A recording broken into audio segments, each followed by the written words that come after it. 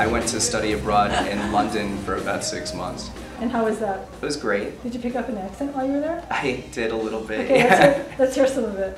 I don't really know that I can really put it let's on. try it. I came home I went to London. I went to London. Yay! I got to work at my English accent. And so you were there for 6 months, and I was there for 6 months. I know I just studied there in one of the schools there, and then. Did you go to pubs while you were there? Of course I did. There's a pub on every corner in London. It was awesome. How's the ale? The ales are awesome. Everything is served a little warm though. It's not like here where everything is ice cold. I don't think they've invented refrigeration there yet. Okay, so the ale will help what ails you. What else here? Exactly. No more pain. And no more puns. I hope, for me.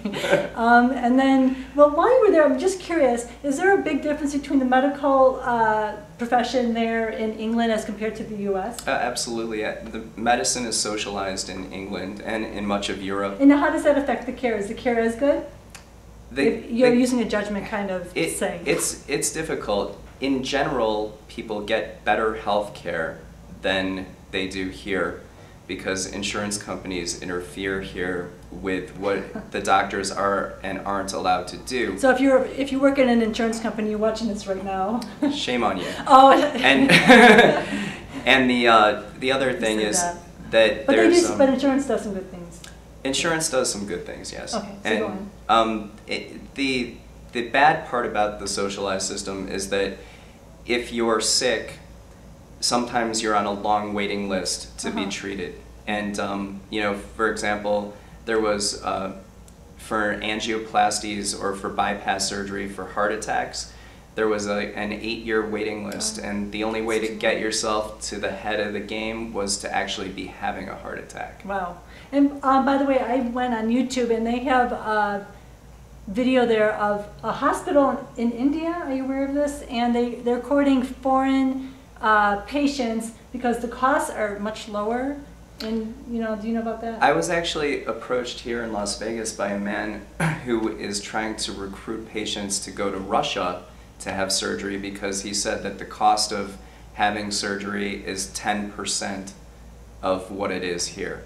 And this one in India was saying the cost is like half, and the care, they interviewed, you know, testimonials, and they were saying the care is excellent. These are people from England, Germany, and the U.S. Well, India has one of the most highly educated societies. However, only a small percent of their society gets educated because there's so many people. Yeah. But the people they come who to are the U.S. yeah, to get educated. Well, actually, one of the best technology universities, in fact, the best technology university in the entire world is in India.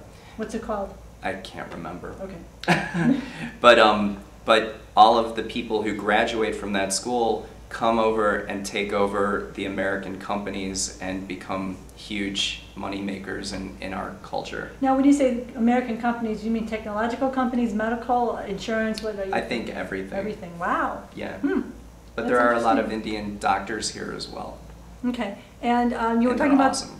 Yes. And here's an awesome doctor as well. If you're just tuning in, you're watching Las Vegas Today. This is Dr. Lee Wittenberg, podiatrist.